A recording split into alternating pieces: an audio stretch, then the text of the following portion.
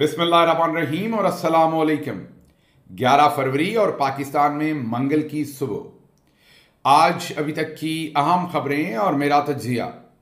सबसे पहली खबर बल्कि सबसे बड़ा इंकशाफ जो जुनेद अकबर, जो हाल ही में इमरान खान साहब ने जिनको नामजद किया है, अपॉइंट किया है खैबर पख्तूनख्वा में पाकिस्तान तहरीक इंसाफ के सदर, उन्होंने एक टेलीविज़न इंटरव्यू में ऐसा इंकशाफ किया जिस पर आप और हम बहुत देर पहले से बात कर रहे थे, लेकिन उन्होंने तो अब चश्मदीद गवाही दे दी। उन्होंने बताया कि किस तरीके से पाकिस्तानी मिलिट्री जनरल्स ने सियासतदानों को खरीदा, किस तरीके से जाली फरमाइशी गिरफ्तारियां की गईं ताकि उनको आपकी नज़रों के अंदर हीरो बनाया जा सके। आपको भी कई दफ़ा बड़ी तशवीश होती है कि एक लंदन के मौसम की तरह एक हफ्ता आप किसी को हीरो समझते हैं और अगले हफ्ते वो ज़ीरो होता है। कोई बीमार हो जाता है तो किसी को कोई और मसला हो जाता है। यकायक इतने बहादुर नज़र आने वाले लोगों को होता क्या है, इस सब राज से पर्दा उठाया है जुनेद अकबर ने, जो कि इन सब चीज़ों के बिल्कुल दरमियान में खड़े थे। जी हाँ, वो बिल्कुल चश्मदीद गवाह भी हैं और उन पर बीती भी है। आप सबको पता है कि जब 8 फरवरी के इलेक्शन और उससे पहले 9 मई के बाद जिन चंद लोगों ने अजियतें बर्दाश्त की या बहुत ज़्यादा अजियतें बर्दाश्त की, उनमें से एक जुनेद अकबर भी हैं। याद कीजिए इन्हें जिस तरह से हवालातों में बंद किया गया, बग़ैर किसी चटाई के सर्द हवालातों के अंदर रखने की कोशिश की गई।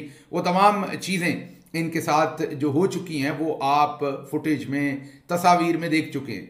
अब वही जुनेद अकबर जो है वो टेलीविज़न पर आकर बता रहे हैं कि किस तरीके से उनके ऊपर इस बात का इंकशाफ हुआ कि ये जाली गिरफ्तारियां की जाती हैं ताकि लोगों को हीरो बनाया जा सके।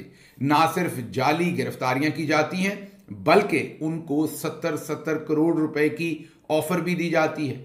आप पैसे ले लें, सिर्फ इतना ही नहीं, साथ यूएई के गोल्डन वीज़ा की ऑफर भी दी जाती है। अब यहाँ पर ये बहुत ही संगीन सूरत हाल है। गौर कीजिए कि हमारी जो मिलिट्री इस्टेब्लिशमेंट है वो यूएई के वीज़े भी साथ ऑफर कर रही है, 70 करोड़ रुपया भी ऑफर कर रही है कि आपने सिर्फ 26वीं तरमीम में जाली झूठे तरीके से वोट देनी है। अगर आपके वोट की ज़रूरत पड़ी तो पूरा 70 दिया जाएगा, अगर वोट की ज़रूरत ना पड़ी तो थोड़े से पैसे कम दिए जाएंगे। आपने सिर्फ रिजर्व के तौर पर पीछे रहना है। आपको याद होगा हम ही ने आपके सामने खबर दी थी कि रिजर्व के तौर पर भी 4 से 5 लोगों को लाकर ऊपर जो स्पीकर का चैम्बर था उसके अंदर या प्रेसिडेंट का चैम्बर ऐवान सदर के रास्ते लाकर उन्हें असेंबली के ऊपर वाले हिस्से में 4 लोगों को बिठाया गया था। हमने आपके सामने नाम भी रखे थे और वो पूरी खबर रखी थी। अब उसी खबर से मिलते जुलते इंकशाफात जो हैं वो जुनेद अकबर कर रहे हैं और बता रहे हैं कि जनरल्स ने लोगों की वफादारियां खरीदने के लिए हर तरह की ऑफर दी। ये ऑफर दी सबसे पहले कि आपको हम जाली झूठे तरीके से गिरफ्तार करेंगे। ये भी ऑफर दी कि कोई ऐसा इंजेक्शन लगा देंगे जिससे आप ये प्रिटेंड कर सकेंगे या आपको असल में ही लोगों की पहचान भूल जाएगी, या वो इंजेक्शन आपके किसी और करीबी बंदे को लगा देंगे ताकि आप टेलीविजन पर उसे दिखाकर ड्रामा कर सकें। आपकी गिरफ्तारी करेंगे, नकाबपोश लोग आपको सबके सामने खींचेंगे, धक्के मारेंगे, उठा के लेके जाएंगे और फिर उसके बाद सब कुछ ठीक हो जाएगा। जैसे ही आप लोगों की आंखों से परे उतर होंगे तो वो नकाबपोश लोग आपके अपने ही होंगे, मतलब भेजे तो वो चौधरी निजामुद्दीन के होंगे लेकिन वो आपकी टेक केयर करेंगे। 70 करोड़ भी मिलेंगे, दुबई का गोल्डन वीज़ा भी मिलेगा। आपने सिर्फ वोट करना है या रिजर्व में रहना है। ये मैं नहीं कह रहा, आपको सुनवाते हैं जुनेद अकबर साहब ने टेलीविजन इंटरव्यू में जो शिफा यूसुफजई साहबा के साथ उन्होंने किया, उसमें उन्होंने क्या इंकशाफात किए तो सुनिए। जो बंदा मेहनत करे और जो मेहनत न करे दोनों को एक साथ में लेके नहीं जाऊंगा। जो मेहनत करेगा वो आगे बढ़ेगा, जो मेहनत नहीं करेगा ये नहीं हो सकता कि अगर इसी तरह ये तो है कि आगे लेकर अगर नहीं जाएंगे तो फिर क्या करेंगे? मतलब आप खान साहब को रिपोर्ट करेंगे? मैं खान साहब से मशवरे पे उसको रिप्लेस करेंगे। 9 मई से पहले भी ये हुआ है। मुझे बिल्कुल इतराज है कि कुछ लोग थे वो जेलें भुगतते, कुछ लेके आराम से थे। उसके एक आर होता है वो मेरा कागजात रिजेक्ट करता है, किसी दूसरी का मंजूर का क्या वजह है। और माशी का तो खैर मुझे पहले अंदाजा नहीं होता कि ये भी होता है। ये जब हमें ये 26वीं तरमीम जब आई थी तो जो ऑफर आई थी तो उसमें ये उसने कहा था कि बस हम यहाँ पर जो होते नकाबपोश आएंगे, आपको घसीटेंगे, आपकी वीडियो बनने की नहीं यार, मैं तो नहीं दे रहा था जबरदस्ती। हाँ, वोट दे दे फिर वापस आके जो है प्रेस कॉन्फ्रेंस कर दे कि मुझे ले गई ना। मुझे कोई इंजेक्शन का नाम बताया कि वो इंजेक्शन लगाएंगे, फिर वो जब आएगा तो उसको लोगों को अंदाजा हो जाएगा कि ये नॉर्मल नहीं जा रहा है। तो फिर आपने सिर्फ ये गवाही देने की यार ये तो मुझसे मिला भी, उसने तो मुझे पहचाना भी नहीं, ये तो आपने हवास में ही नहीं था, बस सिर्फ वोट डाले, फिर बाद में जो करना है कहना है कह ले। स्टैंड बाय देते उसकी पैसे कम में लेते, जिसने वोट डाला उसको ज्यादा थे। मुख्तलिफ ऑफर आई थी, ये तक इतनी ऑफर आई, फिर मुझे अंदाजा हुआ कि ये भी होता है ना। तो इस तरह कुछ चीजें थी, तो मैंने ये कहा कि मैं जजा सजा लाऊंगा पार्टी में। सुन लिया आपने। अब आपको अंदाजा हो गया होगा कि क्यों चंद दिन आप सोचते हैं कि एक शख्सियत जो है वो वाकई असल में हीरो है, वो लोगों को निकाल रही है कोई शख्सियत, या आपको बड़ी दलेर लगती है और आपको लगता है कि इसने बुरे वक्त में खड़े होने का फैसला किया। और यकायक फिर आप देखते हैं कि जब इमरान खान सही टेस्ट फेंकते हैं तो बहुत सारे लोग गायब होते हैं और कुछ लोग जाहिर है खड़े भी होते हैं, मैं ये नहीं कह रहा सब होते हैं। तो अब कम से कम ये जो आपके जहनों में सवाल था कि कौन हीरो है कौन जीरो है, क्या ये लोग खुद से ही कर रहे हैं, कोई ड्रामा चल रहा है, तो आपको ये पता हो अब चल गया होगा कि ये कोई ड्रामा नहीं चल रहा, बल्कि पीछे एक स्क्रिप्ट राइटर है, पीछे एक डायरेक्टर है, पीछे पैसा चलता है। ये एक बॉलीवुड की मूवी बन रही है जिसमें डायरेक्टर भी है, एक्टर भी है, कोरियोग्राफर भी है, इन्वेस्टर भी है, सब कुछ है, और ये पूरे का पूरा आपके सामने मनोरंजन रखा जाता है। तो फिर अगर आप थोड़ी देर के लिए बेवकूफ़ बन भी जाएं तो इसमें आपका कसूर नहीं, क्योंकि एक्टिंग और डायरेक्शन ही इतनी अच्छी हो रही होती है जिससे अब पर्दा उठाया है जुनैद अकबर साहब ने। हम आपको दबे अल्फाज या खुले अल्फाज में ये बहुत पहले से बताते आ रहे हैं कि ये सब कुछ क्या होता है और कैसे होता है। बहरहाल इसके बाद अगली खबर आपके सामने एक और एक्सक्लूसिव स्टोरी आपके सामने रखते हैं। वो एक्सक्लूसिव स्टोरी ये है कि एक बहुत ही अहम शख्सियत ने सोशल मीडिया के लोगों से चंद दिन पहले मुलाकात की है, और उस मुलाकात में तमाम जिम्मेदारी जो कुछ भी अभी तक हुआ है वो बुशरा बीबी के ऊपर डालने की कोशिश की गई है।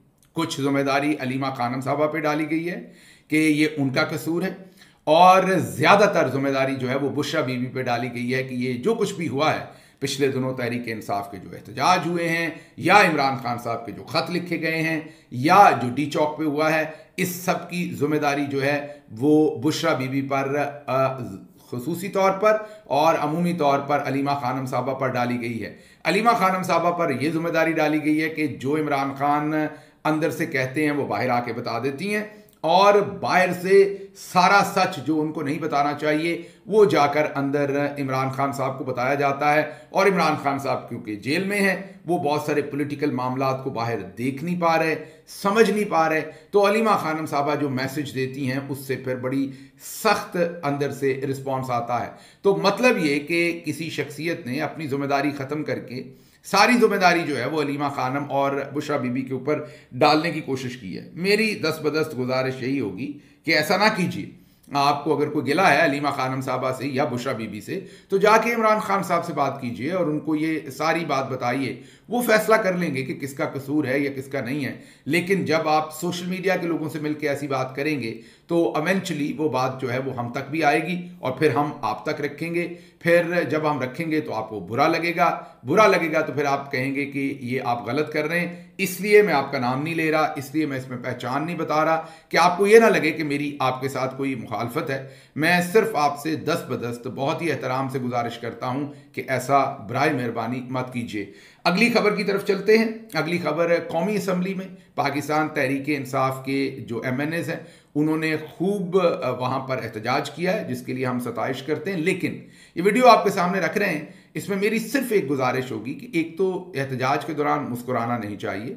कुछ दोस्त इसमें मुस्कुरा रहे हैं, उनको शायद ज़रूरी नहीं होता कि वो इसमें मजाक उड़ाते हुए मुस्कुरा रहे हैं। कुछ लोग ज़रा थोड़ा ओवरवेल्म फील करते हैं, या शायद वो थोड़ा एम्बैरस फील कर रहे होते हैं एहतजाज करते हुए, या अनकंफर्टेबल फील कर रहे होते हैं उस वजह से। तो मैं उन्हें फ़ायदा देता हूँ उनकी उस इमोशंस का, फीलिंग्स का। लेकिन स्टेक पे बहुत कुछ है। इमरान खान साहब अब 600 दिन के करीब हो गए हैं, बेकसूर जेल भुगत रहे हैं, और पाकिस्तान तहरीक इंसाफ के वर्कर्स को बड़ी मार पड़ी है, पाकिस्तान की आवाम को बड़ी मार पड़ी है।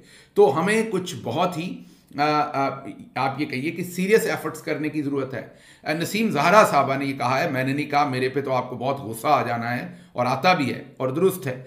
और आप भी सोचते होंगे वैसे कैसा पागल आदमी है जिस पॉलिटिकल पार्टी में है, उसी के जो जाहिर है जो इलेक्टेड मेंबर्स होते हैं, अगर उन पर तनकीद करूंगा किसी भी तरह से तो वो सारे पीछे पड़ जाएंगे।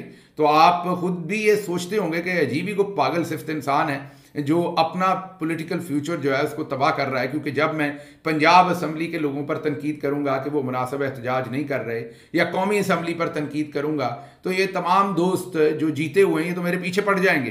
पीछे पड़ेंगे तो सियासी जो मुस्तकबिल है उसको नुकसान पहुंचेगा। तो अगर मैं ये सब कुछ सोचता, या मैं ऐसे सोचने वाला होता, या इतना सोचने वाला होता, या दूसरे लफ्ज़ों में इतना समझदार होता, तो मैं अपना बना बनाया करियर जो है वो छोड़कर ये इस भट्टी में तो ना आता। इस भट्टी में आने के तो दो ही फायदे होते हैं, या आप करप्शन करें या आप कुछ फैमिली लिमिटेड पॉलिटिक्स बिल्ड करें। आपने देखा फैसलाबाद में से ही ऐसे जवान सियासत में आए, हमारी जमात में भी आए, जिनके पास मोटरसाइकिल नहीं थी, लेकिन जब वो गए हैं तो फैक्ट्रियों के मालिक हैं, टेक्सटाइल मिलों के मालिक हैं और बड़ी बड़ी गाड़ियों के मालिक हैं। बल्कि आजकल तो यूएई के अंदर बड़ा बिजनेस कर रहे हैं। जी हाँ, बड़ी इन्वेस्टमेंट डॉलर्स में करके वो इन्वेस्टमेंट कर रहे हैं। ये भी सारी कहानी आपके सामने रखेंगे कि किस किस सेक्टर के अंदर बड़े डॉलर्स में, मिलियंस ऑफ डॉलर्स के अंदर कौन इन्वेस्टमेंट कर रहा है और कैसे कर रहा है, ये सब कुछ आपके सामने चंद दिन में रखेंगे। लेकिन बहरहाल मैंने आपको कहा कि हम अपनी आदत से मजबूर हैं और दूसरे लोग भी आदत से मजबूर हैं। देखते हैं अब ये मामला कैसे चलता है। तो वापस कौमी असम्बली ही चलते हैं और इन दोस्तों से गुजारिश करते हैं कि जैसे पिछले दिनों आपने वो एक भूख हड़ताल की थी, विद ऑल ड्यू रिस्पेक्ट वो भूख हड़ताल नहीं थी, वो तो बड़ी टेम्परेरी किस्म की डाइटिंग थी। डाइटिंग भी नहीं थी, शुगर लेवल को कंट्रोल करने का एक अरेंजमेंट, जैसे आपके डॉक्टर ने बताया हो कि आपने दिन में 3-4 घंटे नहीं खाना, वो वाली हमने 1 बजे से लेके शायद या दोपहर 2 बजे से लेके और शाम 4 बजे तक अलामती भूख हड़ताल की थी 2 घंटे की। अगर आप वो ना करते तो यकीन कीजिए बेहतर होता, क्योंकि उस करने से मजाक उड़ा था। अभी ये जिस तरीके से नारेबाजी हो रही है, ये मैं ये नहीं कह रहा कि आप ऐसा कर रहे हैं, लेकिन मैंने सारी जिंदगी कम से कम ये कम्युनिकेशन और परसेप्शंस और इन्हीं को पढ़ा और पढ़ाया है। तो मैं आपको बड़ी ही ईमानदारी से बता सकता हूं कि ये जो वीडियो है, या मैं आप लोगों को, हो सकता है मैं गलत हूं, मेरा ओपिनियन गलत हो, तो आप जो लोग व्लॉग देख रहे हैं वो ये वीडियो देख रहे होंगे स्क्रीन पर, आप जरा, बल्कि ये आपको आवाज समेत दिखा देते हैं, देखिए जरा।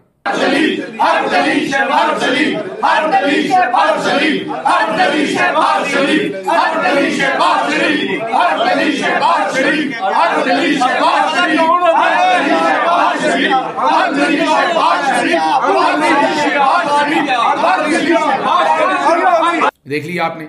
अब आपका ओपिनियन मुझे नीचे चाहिए कि क्या इससे बेहतर तरीके हो सकते हैं एहतजाज के?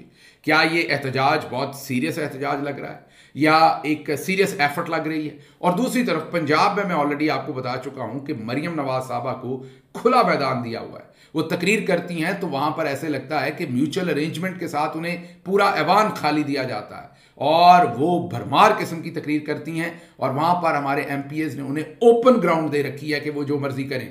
पंजाब में कत्लो गारत हो या कुछ भी हो, कोई ऐसा इनोवेटिव तरीका जो है वो अपनाया नहीं जाता। मुझे जब मैंने ये खबर दी तो 2 तरीके होते हैं। पंजाब से एक बहुत ही मोहतरम दोस्त ने राब्ता किया और राब्ता करके उन्होंने 2 उसकी तौजीह दी। पहली तौजीह तो ये दी कि हम MNA से बेहतर एहतजाज कर रहे हैं। MNAs पर तनकीद करें तो वो कहते हैं हम MPs से बेहतर एहतजाज कर रहे हैं। MPs पे करें तो वो कहते हैं हम MNA से बेहतर एहतजाज कर रहे हैं। मतलब आप तनकीद किसी पे नहीं कर सकते, बाकी सब खैर है। तो MPs जो है वो कहते हैं हम MNA से बेहतर एहतजाज कर रहे हैं। और दूसरी तरफ उनकी तौजीह ये है कि टिकट्स ऐसे लोगों को दी गई जिनमें बहुत सारे इतने तगड़े नहीं हैं कि वो एहतजाज कर सकें। तो ये दोनों ही मेरे ख्याल में जो दोनों ही जो वजूहात हैं वो नाकाफ़ी हैं। अच्छा, अब आप यहाँ सोच रहे होंगे कि ये डॉक्टर गिल ने भी क्या बारीक कार्रवाई शुरू कर दी है? क्या इन्होंने भी हर बुराई का जिम्मेदार जो है वो पाकिस्तान तहरीक इंसाफ के लोगों को ही बनाना शुरू कर दिया है, MNAs या MPs को? हरगिज़ नहीं। ये सब कुछ जो हो रहा है ये जनरल आसिम मुनीर साहब के इमा पर हो रहा है और उसके अंदर टॉप मिलिट्री जनरल्स की वजह से ही हम इस सिचुएशन में हैं। MNAs और MPs ने ये सिचुएशन डेवलप नहीं की, उन्होंने ये जुल्म नहीं किया, उन्होंने इस तरह का इलेक्शन नहीं चोरी किया, उन्होंने अदालतों के ऊपर काबू नहीं डाला। उनका सिर्फ जो उन पर मुझे गिला है या उन पर क्रिटिसिज्म है वो बहुत मामूली है, छोटा सा है। वो ये है कि वो जितनी उनकी इस्तात है उतना वो असेंबली के अंदर आवाज उठाएं। मरियम नवाज को खुला प्लेटफॉर्म ना दें पंजाब असेंबली का। उस वक्त आप बाइकआउट करके बाहर क्यों जाते हैं? अंधे को भी नजर आ रहा होता है कि जब आप बाइकआउट करके बाहर जाते हैं तो आप उस नालायक, जाली, झूठी वजीर आला की तकरीर करवाने के लिए एक अरेंजमेंट के तहत बाहर जाते हैं। ये मत कीजिए आप, सिर्फ आपसे इतना गिला है। बाकी जो तमाम बुराइयां हैं वो मैं बिल्कुल बारीक वारदात नहीं डाल रहा कि मैं वो तहरीक इंसाफ पर डाल के और जो जनरल्स ने किया हुआ है उसके ऊपर कपड़ा डालूं। नहीं, इलेक्शन भी उन्होंने चोरी किया है, 9 मई भी उन्होंने किया है, 26 नवंबर भी उन्होंने किया है। ये तमाम चीजें उन्होंने की हैं, जिम्मेदारी उनकी है। आपका काम सिर्फ बेहतर प्रोटेस्ट पुटअप करना है, वो भी जितना आपकी वसातत है, मैं उतने की बात कर रहा हूं। वो तो कीजिए ना, उसमें से तो वॉकआउट करके खुला ग्राउंड ना दीजिए और बाद में तकरीर वो अंदर कर रही हैं, ब्रॉडकास्ट सारे टेलीविजन पर अंदर हो रहा है, आप असेंबली की सीढ़ियों पर बाहर जाकर एहतजाज कर रहे हैं। ये हम भी इन्हीं अवानों में रहे हैं, आप भी रहे हैं, हम सबको पता है कि ये सब कुछ कैसे होता है। सिर्फ गुजारिश ये है कि ये काम मत कीजिए। इमरान खान ने आपके लिए और कौम के लिए बहुत कुर्बानी दी है। He deserves better, trust me, he deserves much better what we are offering to him. अच्छा जी, अगली खबर की तरफ चलते हैं। अगली खबर आपके सामने रखते हैं प्रेसिडेंट ट्रंप की। प्रेसिडेंट ट्रंप ने यूक्रेन से 500 अरब रुपया मांग लिया है, और रुपया कह दिया डॉलर। प्रेसिडेंट ट्रंप ने यूक्रेन से 500 अरब डॉलर मांग लिया है। आप कहेंगे यूक्रेन के पास इतने पैसे कहां से आ गए, वो तो जंग लड़ रहे हैं, उनको तो सारा यूरोप और अमेरिका जो है वो सपोर्ट करता है। ऐसा ही है, सदर ट्रंप ने ये कहा है कि हमने आपकी जंग लड़ी है, हमने आपको बहुत पैसा प्रोवाइड किया है, असला प्रोवाइड किया है, हमें जो हमारी इन्वेस्टमेंट है वो सिक्योर चाहिए। आप हमें हमारे पैसे वापस करें। जाहिर है आप पैसे वापस नहीं कर सकते तो हमें मिनरल्स, मादनियात जो आपके पास हैं उसका हमसे सौदा करें, और जो हमने आपको पैसा दिया 500 अरब तक जो है वो हमें वापस करें। पाकिस्तानी जर्नैलों के लिए इसमें बहुत बड़ा सबक है। यूक्रेन जो है वो उनका अपना मुल्क है, उनके अपने जैसे लोगों का है। मसलन मैं नीदरलैंड्स में था तो वहाँ पर मुझे जितने भी पाकिस्तानी हैं उन्होंने ये बताया कि यूक्रेन के लोग जब आए तो उनके साथ जो ट्रीटमेंट था नीदरलैंड्स का या दूसरे मुल्कों का वो बहुत डिफरेंट था। उन्हें लगता था ये हमारे अपने लोग हैं, अपने घर में आए हैं, उनके लिए इमिग्रेशन के तरीके वो नहीं थे, उनके लिए दरवाजे खोल दिए गए थे। आते ही उन्हें इजाज़त थी कि वो जहां मर्जी काम करें, डॉक्यूमेंट्स का मसला नहीं था, आपके पास यूक्रेन का पासपोर्ट है, आपके लिए दरवाजे खुले हैं। तो जो उनके अपने लोग हैं उनके साथ जनरल साहबान से मेरा सवाल है कि वो क्या कर रहे हैं, उनसे भी पैसे मांग रहे हैं। आपको ये समझ आनी चाहिए, there is no free lunch. तो आप जिस हिम्मत पाकिस्तान को लेके जा रहे हैं, इस टाइम ईरान से भी लड़ाई झगड़ा, अफगानिस्तान से भी, चाइना से मामला भी मखदूश हैं, हिंदुस्तान से पहले ही हैं। तो ऐसे हालात के अंदर there is no free lunch.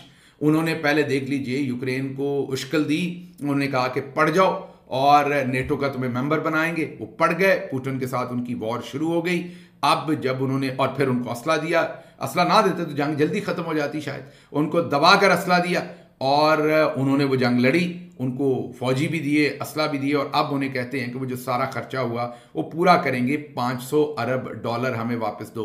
तो there is no free lunch. हमारे जर्नलिस्ट को सोचना चाहिए कि यूक्रेन जो कि उनका अपना है उनके साथ कर सकते हैं तो आपके साथ क्या होगा। अगली खबर की तरफ चलते हैं जी, और वो इसी यूक्रेन से निकलेगी, और वो खबर ये है कि पूरे का पूरा यूरोप जो है वो अब अपने आप को मुसीबत में फील कर रहा है। मैं यूरोप के मुख्तलिफ ममालिक में गया, वहाँ पर मैंने जितने भी पॉलिटिशियंस के साथ मुलाकात की, उनके कैबिनेट मेंबर्स के साथ मुलाकात की। जाहिर है उन्होंने वाज़े अल्फाज में तो किसी ने नहीं कहा कि नेकेड लफ्ज़ों में, लेकिन जो डिस्कशन की समरी होती थी वो यही होती थी कि दे आर वेरी अनकंफर्टेबल कि प्रेसिडेंट ट्रंप उन सब के साथ पता नहीं क्या करने जा रहे हैं। और ये जो उन्होंने बयान दिया यूक्रेन पे, ये तो यकीनी तौर पर उनको परेशान करेगा। अच्छा जी, अगली खबर जो है वो आपके सामने सीधा प्रेसिडेंट ट्रंप से पहुंचते हैं SHO अशफाक वड़ाइच के पास। जी हाँ, क्योंकि एक तरफ सदर ट्रंप डाटा है तो दूसरी तरफ चौधरी निजामुद्दीन ने एक महज SHO, जी हाँ महज SHO, उसको सदर ट्रंप बना दिया है उन्होंने इस्लामाबाद का। वो हर एक को धमकियां लगाता फिरता है। पहले इससे हमने आपको दिखाया था कि हमारे war hero air commodore Sajjad Haider, जो हाल ही में जिनकी वफात हुई, अल्लाह उनके दर्जात बुलंद करे, उनके साथ इन्होंने क्या किया था, देखिए। मैं एयर कमोडोर सज्जाद हैदर हूं, इसलिए मैं बोल रहा हूं जाए आप। एयर कमांडर तो आपको ख्याल करना चाहिए। आपने क्या क्या आग नहीं लगाई है? मैंने इस मुल्क को कमांडर को आग लगाई है, आपने पाकिस्तान के मॉडल को आग लगवाई है उधर। किसने? आपके बंधु ने, इन्होंने। और मैंने इस मुल्क को बचाया है। बचाया आपने। चले जाए प्लीज, आप लोग हम जा रहे हैं। किसने लगाई? देख लिया आपने। अब वही SHO वो इशफाक वड़ाइच जो हैं वो एक खातून सीनियर वकील के साथ क्या कर रहे हैं देखिए। मेरे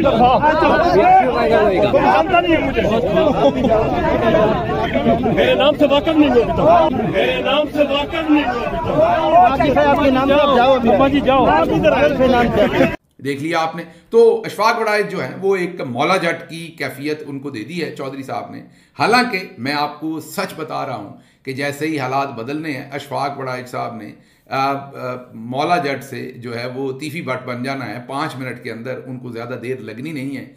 उन्होंने 5 मिनट के अंदर बिल्कुल टोपी उनकी सीधी हो जानी है। ये जो अभी आजकल टोपी के बगैर वो सारा हल्ला गुल्ला कर रहे हैं, बिल्कुल वो चुलबुल पांडे बने हुए हैं वो इस वक्त इस्लामाबाद के।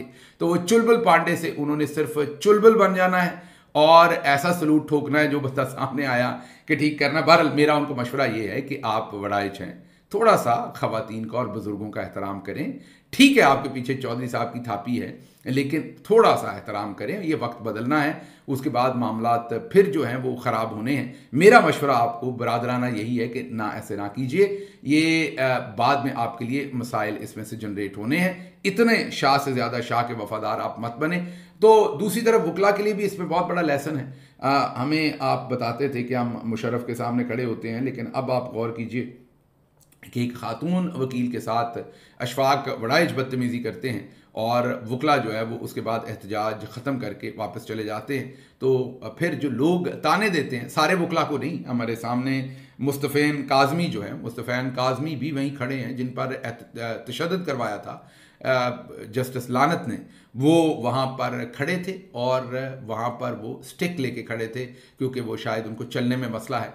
मुस्तफ़ैन काज़मी वहाँ पर डट के खड़े थे। तो सारे वकला एक जैसे नहीं हैं, बीच में वाकई बहादुर वकला भी हैं, लेकिन जो दूसरे वकला हमें बस ऐसे ही नारों से और जिनमें स्प्रिंग लगे हुए थे ऐसे ही डरा के आगे पीछे करते थे, उनके लिए इसमें बहुत सारी चीज़ें हैं। अच्छा जी, आखिरी खबर आपके सामने रखेंगे कि PTI, और इसको ज़्यादा हम पंजाबी व्लॉग में डिस्कस करेंगे, PTI ने फौज की दौड़ लगा दी है। PTI के झंडे ने फौज की दौड़ लगा दी है। अब ये फौज पाकिस्तानी फौज की बात नहीं मैं कर रहा, हिंदुस्तानी फौज की बात कर रहा हूँ। गुजरात में जब हाल ही में 8 फरवरी को एहतजाज हुआ तो गुजरात से झंडों को गुब्बारे बांध कर उड़ाया गया और वो जो गुब्बारे थे वो हवा में उड़े। और आपको पता है हवा तो किसी की नहीं, उस पर तो किसी की मलकियत नहीं। वो हवा का दोष जिस तरफ हुआ गुब्बारे उस तरफ गए और गुब्बारे पहुंचे हिंदुस्तान में। हिंदुस्तान में जब पहुंचे तो वहां की फौज की लग गई दौड़ें।